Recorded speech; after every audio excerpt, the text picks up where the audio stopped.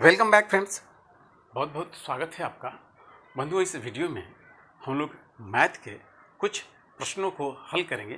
तो आइए शुरू करते हैं इस वीडियो को। देखिए बंधुओं, प्रश्न क्या कहता है। ये कहता है आपको कि किसी परीक्षा में 45% छात्र सफल हुए। यदि असफल होने वाले छात्रों की संख्या 495 है तो परीक्षा में कुल कितने छात्र भाग लिए थे। ये सारा ऑप्शन दिया गया है। ए में 600, बी में 900, सी में 1200, डी में 1500। कौन होगा आंसर इसका? आइए देखते हैं, बनाते हैं इसको। क्या कहता है बंधुओं, परीक्षा में 45% छात्र सफल हुए। कितना सफल छात्र है आपका? सफल छात्र कितना है बंधुओं? 45%। 45% सफल छात्र है। तो मान लीजिए 45% सफल है तो कुल कितना होगा? 100%। तो मान लेते हैं कि कुल छात्र कितना है? कुल छात्र मान लेते हैं 100% है। तो सफल छात्र 45% है, कुल छात्र आपका 100% है। तो असफल छात्र कितना प्रतिशत होगा? असफल छात्र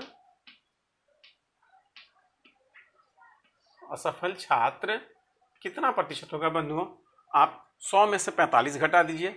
100% घटा 45% कितना होगा? घटाइएगा तो आपको प्राप्त होगा 55%। यानी कि असफल छात्र कितना है? 55% है। देखिए बंधुओं, प्रश्न में आपको क्या कह रहा है कि यदि असफल होने वाले छात्रों की संख्या 495 है। कितना संख्या है? 495 है। ये असफल छात्र है और यहाँ असफल छात्र का प्रतिशत है। तो दोनों को हम क्या कर देंगे? बराबर कर देंगे। किसको बराबर करेंगे? असफल छात्र का प्रतिशत और असफल छात्र की संख्या को। तो देखिए, असफल छात्र कितना था? असफल छात्र आपका है कितना?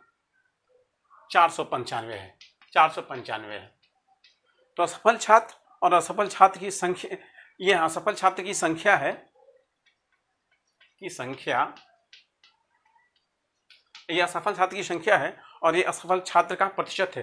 तो दोनों को आप क्या कीजिए? बराबर कर दीजिए। यानी कि 55% बराबर क्या? 495। अब बंधुओं, 55% को आप क्या लिख सकते हैं? 55/100 लिख सकते हैं ना। आप लिख लीजिए 55/100।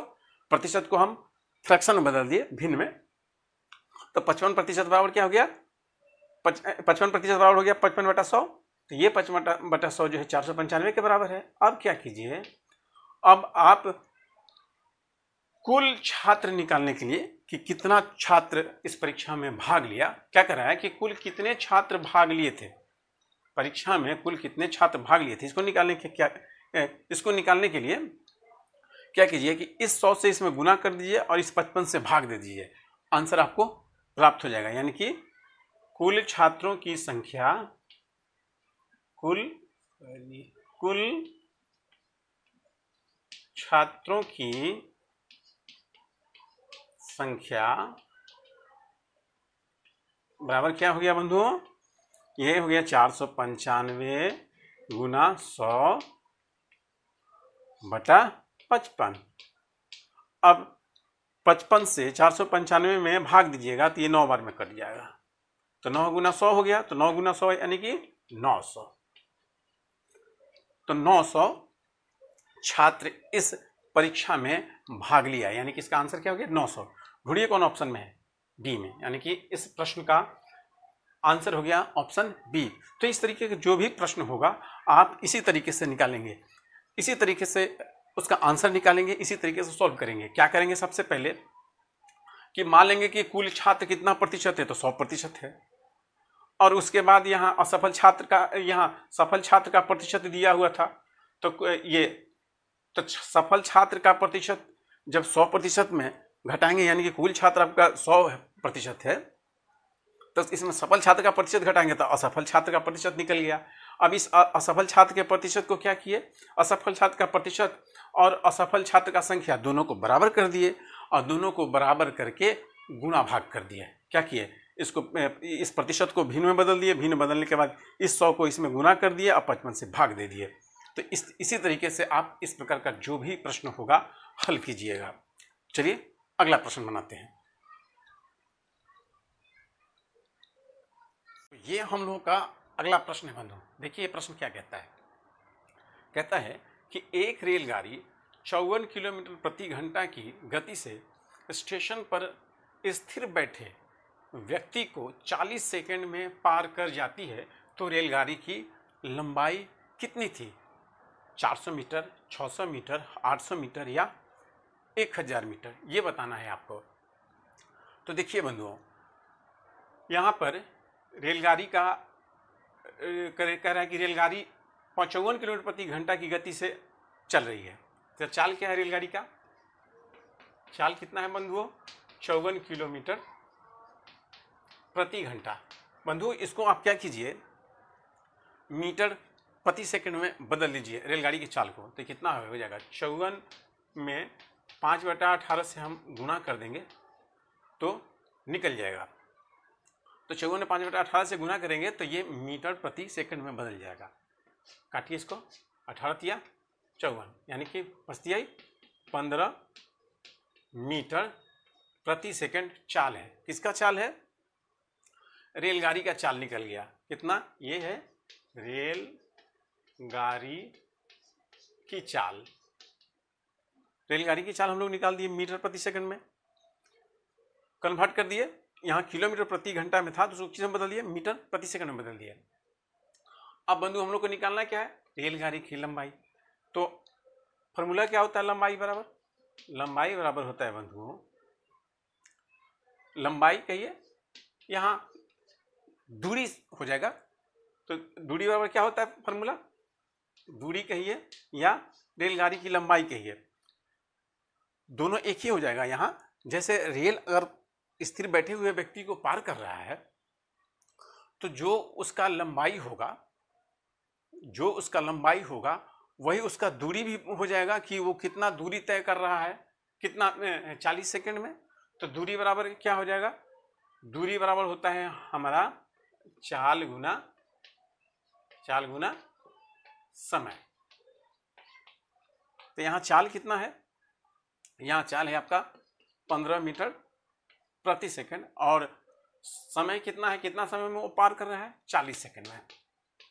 तो कितना हो जाएगा? गुना कीजिए, 15 चौको 60, यानी कि 600 मीटर इसका आंसर हो जाएगा। चलिए नेक्स्ट क्वेश्चन बनाते हैं। तो ये हम लोगों का अगला प्रश्न है बंधुओं। देखिए क्या कहता है, कहता है कि एक व्यक्ति के पास 525 रुपये हैं। यह 5 रुपया, 10 रुपया और 20 रुपया के नोटों के रूप में है। यदि इन तीनों प्रकार के नोटों की संख्या समान हो, देखिए क्या कर रहा है, तीनों प्रकार के नोटों की संख्या समान हो तो व्यक्ति के पास कुल कितने नोट हैं? यानी कि कुल नोटों की संख्या निकालना है आपको, कितने हैं। तो देखिए बंधु, इस तरीके का जो भी प्रश्न होता है उसको बनाने के लिए क्या कीजिएगा कि यहाँ जो रुपया दिया हुआ है 5 रुपया, 10 रुपया, 20 रुपया, सबको जोड़ लीजिएगा। किसको? 5, 10 और 20, इसको जोड़िएगा तो 35 प्राप्त होगा। अब ये जो 35 है इसमें भाग दे दीजिएगा। किसमें? 525 में भाग दे दीजिएगा और जो आएगा उसमें 3 से गुणा कर दीजिएगा तो आपको व्यक्ति के पास कुल नोटों की संख्या निकल जाएगा। तो आप भाग दीजिए, इसको आप भाग दीजिए। ये एक बार में जाएगा 35, 12 में से 5 गया 7, 4 में से 3 गया 1, 5 उतार दीजिए। ये आपको चल जाएगा 5 बार में। कितना प्राप्त हुआ? 15। अब इस 15 में बंधुओं आप 3 से गुना कर दीजिए तो कितना आ जाएगा? 45। तो इसका आंसर क्या हो जाएगा? 45। ऑप्शन में देखिए कहाँ है? सी। तो इसका आंसर हो जाएगा सी। तो इस तरीके का जो भी प्रश्न हो उसको इसी प्रकार से हल कीजिएगा, ठीक है। नहीं तो और x मान करके भी आप इसको हल कर सकते हैं। जैसे मान लेंगे कि आप नोटों की संख्या, चूंकि सब नोट बराबर संख्या में है, तो मान लेंगे कि 5 रुपये का नोट और 10 रुपये का नोट और 20 रुपये का नोट सबों की संख्या समान है, तो x मान के भी बना सकते हैं कि नोटों की संख्या कितना है, x है। तो ये हो जाएगा कितना, 5x plus 10x plus 20x बराबर जोड़ेंगे तो 35x, और इस 35x को बराबर कर देंगे किसमें, 525 में, और फिर x का वैल्यू निकालने के लिए आप 35 से भाग दे देंगे तो कितना प्राप्त हो जाएगा, 15 आ जाएगा। और चूंकि ये 3 प्रकार के नोट है, 1 2 3, 3 प्रकार का नोट है, तीनों का बराबर संख्या है, तो इस ये 15 15 सब हो जाएगा, तो इसलिए 3 से गुना कर दीजिएगा तो 15 या 45। आप इससे भी बना सकते हैं या इस तरीके से डायरेक्ट बना सकते हैं। ठीक है, चलिए नेक्स्ट क्वेश्चन देखते हैं। तो ये हम लोगों का अगला प्रश्न है बंधु। देखिए प्रश्न संख्या 4 क्या कहता है, कहता है कि 20 संख्याओं का औसत 30 है, लेकिन औसत निकालने में 25 के स्थान पर 52 ले लिया गया, तो शुद्ध औसत निकालें। देखिए क्या हुआ बंधुओं, गड़बड़ क्या हो गया, लेना चाहिए था 25 तो ले लिया क्या गया 52, तो शुद्ध औसत कितना होगा यही निकालना है आपको। ये ऑप्शन में दिया गया है 24.25, 26.45, 28.65 या इनमें से कोई नहीं। कौन सा ऑप्शन इसका सही आंसर होगा यही बताना है आपको। देखिए बंधुओं, पहले तो आप निकाल लीजिए कि 25 के स्थान पर 52 लेना चाहिए था, कितना 25 ले लिया, कितना 52, तो कितना ज़्यादा ले लिया, 52 में से 25 घटा दीजिए, घटाइए तो 12 में से 5 जाएगा 7, 4 में से 2 जाएगा 2, यानी कि 27 ज़्यादा जोड़ दिया गया। तो अब निकाल लीजिए 20 संख्याओं का औसत 30 है, तो 20 संख्याओं का कुल योग कितना है, योग निकाल लीजिए 20 संख्याओं का कि योग कितना है। तो क्या कैसे निकलेगा, 20 में 30 से गुना कर दीजिए, 20 गुने 30 600, कितना हो जाएगा, ये हो जाएगा आपको 3 दूनी 6, 600 हो गया योग। तो अगर इसमें से हम 27 घटा दें तो शुद्ध योग निकल जाएगा।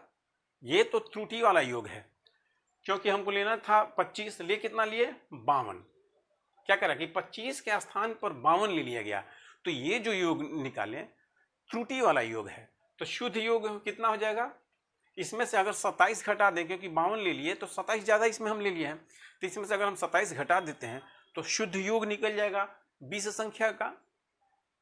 तो शुद्ध योग निकाल लीजिए, शुद्ध योग कितना हो जाएगा, 600 घटा 27, तो 600 में से 27 घटा दीजिए, कितना आएगा, ये 0 में से 7 जाएगा तो आ जाएगा, नहीं जाएगा तो 10 लेंगे तो ये आ जाएगा आपका 3, आइए बजाएगा 9, 9 में से 2 गया 7, 7 हो जाएगा, और ये 6 निकाल में से 1 निकाल लिए तो ये बच जाएगा 5, यानी कि 573 शुद्ध योग हो गया। कितना हो गया, 573 शुद्ध योग। तब अब आप इसका औसत निकाल लीजिए, तो औसत बराबर कितना हो जाएगा, शुद्ध औसत 573 बटा कितना संख्या है 20, 20 से भाग दीजिए, 573 बटा 20, अब भाग दे दीजिए, देखिए कितना आता है, 573 में 20 से भाग दीजिए, कितना बार में जाएगा, 20 दूनी 40, 2 बार में गया, 7 में से 0 तो ये 7 ही रह जाएगा, 4 में से 4 जाएगा, 5 में से 4 जाएगा, कितना बचेगा 1, 5 में से 4 घटाएंगे, 5 में से 4 जाएगा 1 हो गया, ये 3 उतार दिए, अब भाग दीजिए, कितना बार में जाएगा, 8 बार में जाएगा, 8 दूनी 16, हाँ 8 बार में जाएगा तो 160 आ जाएगा, 3 हो जाएगा, 7 में से 6 गया 1, ये कट्टम कुट्टम हो जाएगा। अब नहीं जाएगा तो डेसिमल देंगे, दशमलव देंगे, यहाँ एक शून्य उतारेंगे तो कितना बार में जाएगा, 6 बार में 120 हो जाएगा, एक घटेगा 0, 3 में से 2 गया 1, आई काट फूट। अब नहीं लगेगा तो फिर एक शून्य देंगे तो 5 बार में कट जाएगा, 20 बचे 100, यानी कि 28.65, कितना औसत है इसका शुद्ध औसत 28.65। तो कौन सा इसका आंसर होगा, सी। तो इस तरीके के जो भी प्रश्न हो आप इसी प्रकार से हल करेंगे। तो आज के लिए इतना ही इस वीडियो में, मिलते हैं अगले वीडियो में। वीडियो देखने के लिए आपका बहुत बहुत धन्यवाद।